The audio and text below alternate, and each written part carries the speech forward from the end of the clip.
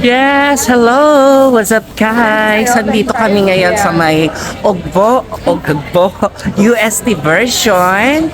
Kasama ko ang famous content creator, the one and only Man of the Hour. Ayan. So, heto nga guys, mapapansin nyo dito sa background at ang iba't ibang stall ng foods na pwede nyong pagpilian. Dito talagang lahat na yata ng street foods makikita mo sa lugar na to. All you have to do is to buy and visit here sa Ugbo UST version. Ayan, kita nyo naman ang daming tao dito. Lahat sila kumakain ng street food. Anong oras na sis? Time check is, ano na nga ba? 11 na. 11:30. Ayan guys, so ang dami dito. 11:30 na pero marami pa rin tao. 11:30 na nga, Diyos ko po. Ang mga tao dito, walang tulugan. Basta pagkain, go sila. Oo. Ano Basta pang masisay mo, Seth? Basta pagkain Pinoy, go, support lahat ng mga food lover.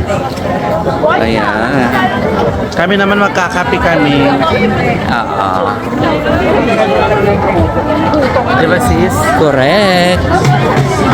Ang haba ng ano dito guys, ng mga kainan. Ayan o.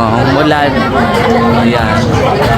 Tanaw na tanaw dito hanggang dulo. Ang dami ng mga stall ng mga pagkain dito.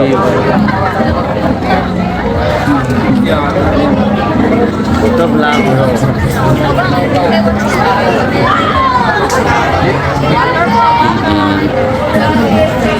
Bilisan mo dyan na yung kaita. So, ang purpose namin talaga dito guys, we're gonna visit the famous coffee shop ni Tan Perez. So, syempre madadaanan ng street na to, kaya naman kinontent ko na siya. Ayan si Dyan sa may 7-Eleven.